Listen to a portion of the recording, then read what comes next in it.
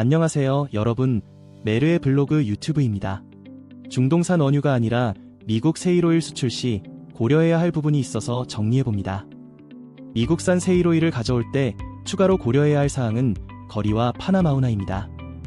중동산 원유가 부산까지 오는 거리는 8,500km 정도입니다. 200만 배럴을 실을 수 있는 대형 유조선이 15일 정도 달리면 부산에 도착할 수 있습니다.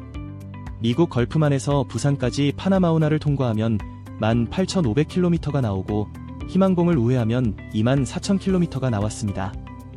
희망봉은 우회 거리가 너무 멀다 보니 파나마 운하를 통과하는 경우가 보통입니다. 파나마 운하를 통과하는 데는 문제가 있습니다. 파나마 운하를 만들 때 암석이 많은 산을 82km나 팔 수가 없었습니다.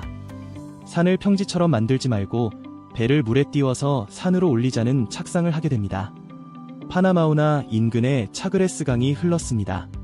차그레스 강을 댐으로 막아서 호수로 만들고 호수 양측에 3단의 관문을 설치하는 아이디어가 채택되었습니다. 이때 만든 인공호수가 가툰 호수입니다. 가툰 호수는 해발 26m에 위치하게 되었고 파나마 운하를 통과하는 배는 82km 길이 중 33km는 가툰 호수를 지나가게 됩니다. 파나마 운하는 계단식으로 관문에 물을 채우고 빼서 통과하는 식이라 선박 한 척이 통과할 때 2억 리터의 호수물이 바다로 빠져나갑니다.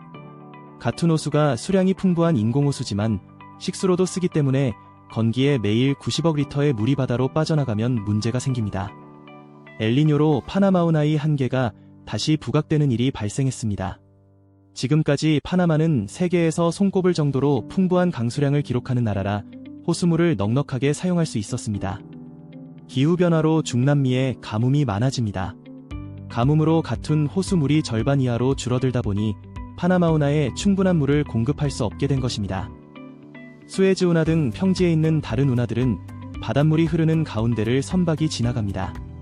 하지만 파나마 운하는 여러 개의 연결된 도크 안에 호수물을 채워 배를 28m까지 띄워서 산을 넘는 방식입니다. 배가 산을 넘게 되면 이때부터는 도크 안에 호수물을 빼면서 높이를 단계적으로 낮추는 방식으로 한 척씩 운하를 통과하게 됩니다.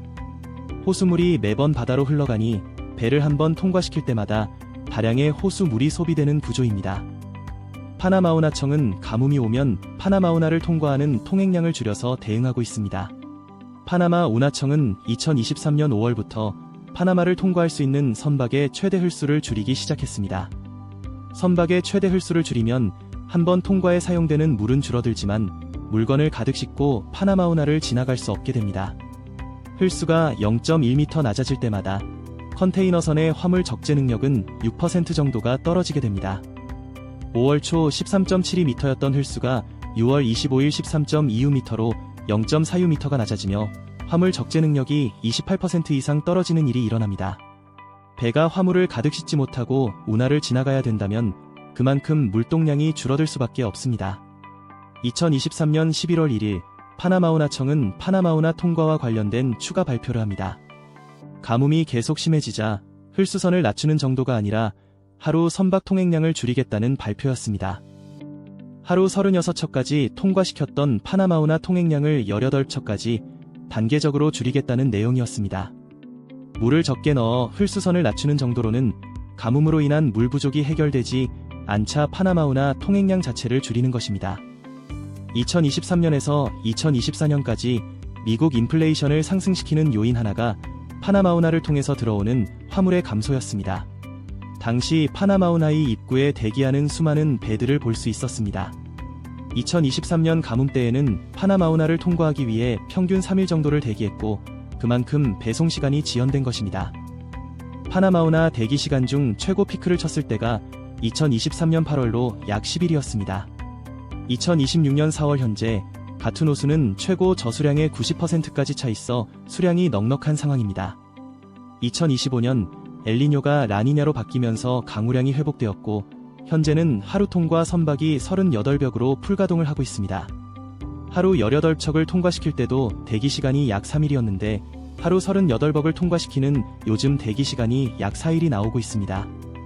파나마 운하는 급행료를 지불하면 대기 없이 통과를 시키는 제도를 운용하고 있습니다. 급행료가 $400만 나오고 있는 상황입니다. 두 번째는 선박 문제입니다.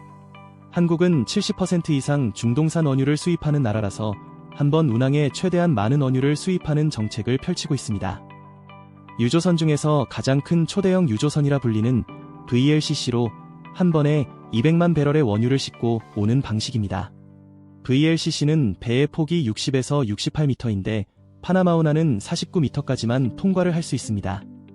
VLCC가 아니라 파나마 운하를 통과할 수 있는 중소형 유조선이 필요하다는 말입니다. 파나마 운하는 폭 33.5m의 구간문과 폭 55m로 확장한 신관문이 나란하게 있습니다. 구간문으로는 잔잔 바리 선박들이 통과를 하고 신관문으로는 대형 선박들이 통과하고 있습니다. 구간문으로는 5만 톤급 유조선 통과가 가능하고 신관문으로는 12만 톤까지도 통과가 가능했습니다.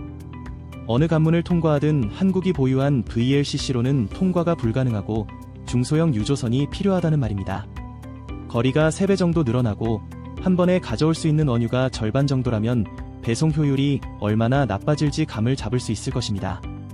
중동에서 올 때는 없었던 파나마 운하 통행료도 추가로 지불해야 합니다. 그냥 깔끔하게 VLCC로 희망봉을 우회해서 미국으로 가면 되지 않겠냐고 생각할 수 있습니다.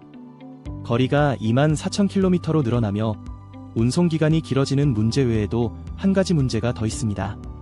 미국 걸프만은 수심이 얕아서 초대형 유조선인 VLCC가 항구에 직접 접안하기 힘든 곳이 대부분입니다. 중형 유조선이 항구와 VLCC를 여러 번 오가면서 원유를 싣고 있습니다. VLCC로 희망봉을 우회한다는 것은 여러 가지로 시간과 돈이 더 들어간다는 말이 됩니다. 일본의 대미이로 투자가 걸프만 해상에서 VLCC가 바로 접안해서 원유를 실을 수 있는 인프라 건설인 이유입니다. 한 줄 코멘트. 중동산을 미국산 세일오일로 대체하는 데는 중질류와 경질류의 유종 차이 외에도 훨씬 먼 거리와 파나마 운하 통과라는 불리한 점이 있습니다. 하지만 호르무즈 해협 봉쇄를 겪으면서 중동산 비중을 줄이기는 해야 할 것 같습니다. 파나마 운하를 통과할 수 있는 중형 유조선이 많이 필요해질 듯 했습니다. 물가에 영향을 미치는 원유와 천연가스가 과거보다 비싸게 들어오면서 인플레이션을 자극할지도 관심을 가질 필요가 있어 보입니다. 오늘 내용이 좋았다면 구독과 좋아요 부탁드려요. 여러분의 응원이 큰 힘이 됩니다.